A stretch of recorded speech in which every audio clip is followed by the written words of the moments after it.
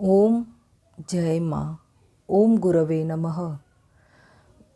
वसुदेव कुटुंबकम, जिन्होंने परमात्मा को पा लिया, ऐसे सिद्ध पुरुष ही यह वसुदेव कुटुंब का अर्थ सच्चे अर्थ में समझ सकते हैं। हम भारत में हर एक मंदिर मठ में ये लिखते हैं कि वसुधैव कुटुंबकम की भावना रखनी चाहिए। जो सिद्ध पुरुष हैं उनके लिए तो ऐसा कहा जाता है कि ये विश्व शिव की वाटिका है सैर करने के लिए, जहाँ न राग द्वेष चिंता वैर करने के लिए, क्योंकि ये जो समग्र ब्रह्मांड है ये अजन्मा शिव से रचा हुआ है, माँ भगवती से रचा हुआ है। तो माँ भगवती और हमारे सच्चे माता पिता माँ भगवती और भगवान शिव है। तो प्रश्न ये उठता है कि हमारे ये तो पूरे भारत देश में ही आता है प्रश्न, तो कि वसुधैव कुटुंबकम की भावना रखनी चाहिए, पर क्या सच्चे अर्थ में हम ये रख पाते हैं?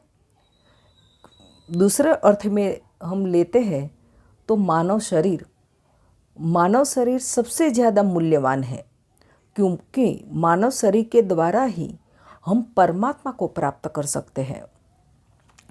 कहा जाता है यथा पिंडे तथा ब्रह्मांडे, जो पिंड में है वो ही ब्रह्मांड में है। तो फिर मंदिर घूमने की ज़रूरत क्या है? हाँ, मैं इसके विरोध में नहीं हूँ, क्योंकि मैं भी मंदिर आश्रम जाती हूँ। पर जिसको प्राप्त करना है, परमात्मा को पाना है, उसके लिए गुरु ने जो भी दिया है वो एक जगह बैठकर ही साधना का निरंतर अभ्यास करके ही मनुष्य यथा पिंडे तथा ब्रह्मांडे की जो शब्द है यथार्थ में सच में पा लेता है।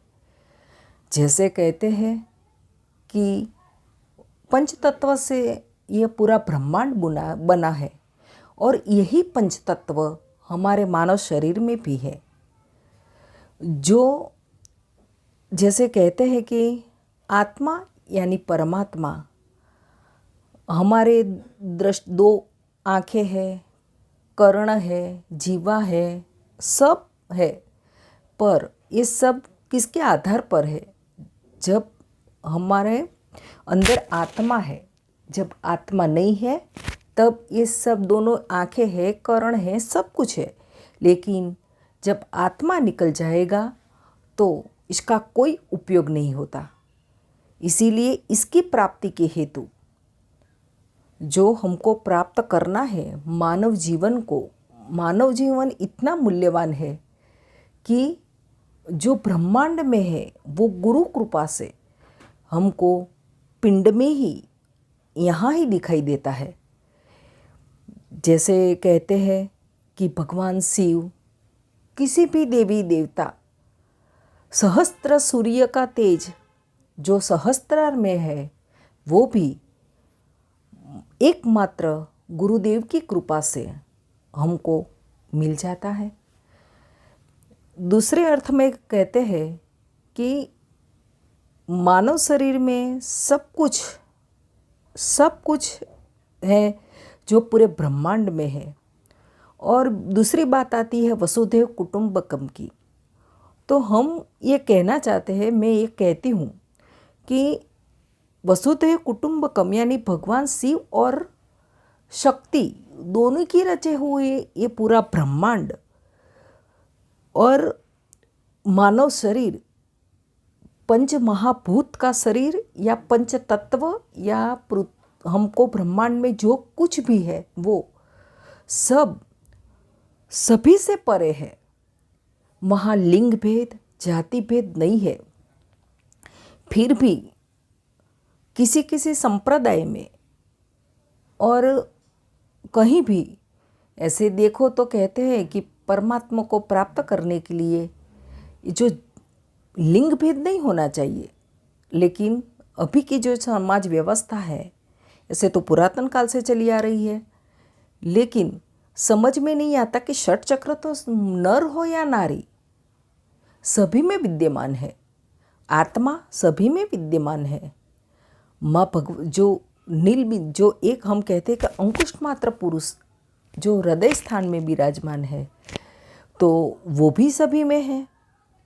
भगवान शिव का निवास स्थान जो यहाँ मध्य में, सहस्त्रार के मध्य में नील बिंदु, और उसका जो पूरा तेज से भरा हुआ पूरा सहस्त्रार, वो तेज से भरा हुआ है, वो भी सभी में है। तो अभी तक मुझे ये बात समझ में नहीं आई कि हर स्थान में ये जाति भेद आता है, वर्ण भेद आता है, धर्म भेद आता है। तो भगवान शिव या हमारा मानव शरीर इस सब से तो परे है। तो जब तक सिद्ध गुरुदेव की कृपा नहीं होती तब तक मनुष्य यह बात समझ में नहीं पाता।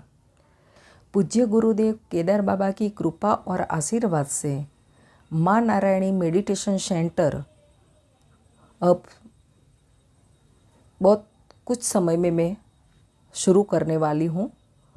तो जिसको भी इच्छा हो वो अपना रजिस्ट्रेशन मैं अब लिंक भेजूँगी, उसके ऊपर आप करा सकते हो।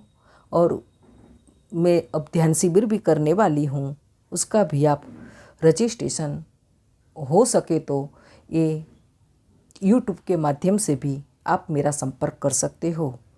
ओम जय माँ, ओम गुरवे नमः।